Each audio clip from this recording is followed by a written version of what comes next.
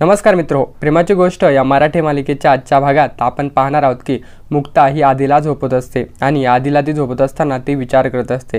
तर तेवढ्यात सावनी मुक्ताच्या रूममध्ये येते आणि मुक्ताच्या रूममध्ये आल्यावर ती मुक्ताची कपाट उघडते आणि तिला वाटतं की मुक्ताने त्या फाईल ती लपवलेली असेल आणि ती फाईल शोधत असते, पण सावनीला काही ती फाईल सापडत नाही आणि मुक्ताला बघून सावनी ही कपाट लावते आणि घाई गडबडीने पडद्यामागे लपते। तर तेवढ्यात मुक्ता रूममध्ये येते आणि तिच्या रूममध्ये लाईट लागलेला असतो आणि तिला संशय येतो, त्यामुळे ती रूममध्ये बघत असते कोणी आहे का। तर तेवढ्यात ती खिडकीच्या पडद्याजवळ जाते आणि पडदा उघडा असतो आणि त्या पडद्याच्या मागे सावनी लपलेली असते आणि त्या ठिकाणी मुक्ता जाते। तर सावनीला वाटतं की मुक्ता आता आपल्याला बघेलच, पण मुक्ता काही पडद्याला हात लावत नाही, त्यामुळे सावनी वाचते आणि मुक्ता पडदा बंद करून ती पुन्हा रूमच्या बाहेर चालला जाते। तर तेवढ्यात सावनी पडद्याच्या मागून समोर येते आणि पुन्हा कपाट उघडते आणि ती पुन्हा फाईल बघत असते, पण तिला काही फाईल दिसत नाही आणि ती रूम लावून अचानक बाहेर पडते। तर तेवढ्यात मुक्ता पुन्हा किचनमध्ये येते आणि ती पाणी घेण्यासाठी आलेली असते आणि मुक्ताला बघून सावनी ही रूममधून बाहेर पळून एका भिंतीच्या आड लपते आणि ती मुक्ताच्या हालचालीवर नजर ठेवते आणि मुक्ता किचनमध्ये बॉटलमध्ये पाणी भरत असते। तर तेवढ्यात ती बॉटलमध्ये पाणी भरून गेल्यावर तिच्या रूममध्ये जाते। तर इकडे सावनी किचनमधून बाहेर पडता तिला समोर देव्हारा दिसतो आणि देव्हारासमोर नंदी महाराजांची मूर्ती ठेवलेली असते आणि तिची नजर नंदी महाराजांच्या मूर्तीकडे जाते।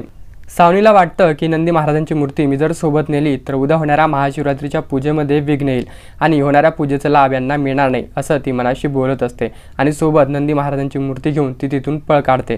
तर इकडे सागर मुक्ताशी बोलत असतो। तर तेवढ्यात सावनी मागणे येते आणि तिचं बोलणं सावनी ऐकते आणि सावनी कशी मागणं आली असं सागरला प्रश्न पडतो आणि सागर सावनीला विचारतो की सावनी तू आत्ता इथे होती, आता तू कुठे गेली आणि सई कुठे आहे।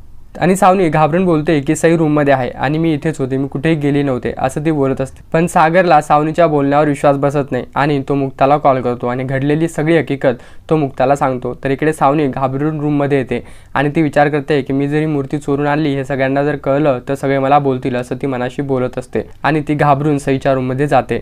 तर आधी हा झोपलेला असतो आणि त्याला स्वप्न पडतं की मुक्ता सैमोला घेऊन रूममध्ये आली आहे आणि इंदिरा सैमोचं स्वागत करते आणि तो बघून त्याला वाटतं की आता सैमो घरात आली त्यामुळे माझं लाड बंद होईल, असं तो स्वतःशी बोलत असतो। तर तेवढ्यात सावनी येते आणि मुक्ता सावनीला बोलते की सावनी तू तुझ्या आदित्यला घेऊन चल। तर सावनी आदित्यला न्यायला नकार देते, त्यामुळे आदित्यचं मन दुखावलं जातं आणि आदित्य सावनीला बोलतो की सावनी आई मला तुझ्यासोबत यायचं आहे, मुक्ताईला सैमो हवी आणि पप्पांना सुद्धा सैमो हवी आणि मी कोणाकडे जाऊ, मी अजून लहान आहे ना, मला तू तुझ्यासोबत घेऊन चल। तर सावनी काही आदित्यला सोबत नेत नाही, त्यामुळे आदित्यचं मन दुखावलं जातं आणि तेवढ्यात आदित्य झोपेतून उठतो आणि तो खूप घाबरतो। तर इकडे मुक्ता झोपलेली असते आणि तिला काही झोप लागत नाही आणि ती सईच्या आठवणीनं अस्वस्थ होत असते आणि इथेच मालिकेचा भाग संपतो। अशाच मराठी मालिकेच्या स्टोरीज जाणून घेण्यासाठी आत्ताच आमचं यूट्यूब चॅनल सबस्क्राईब करून समोरील घंटीचं बटन दाबायला विसरू नका। धन्यवाद।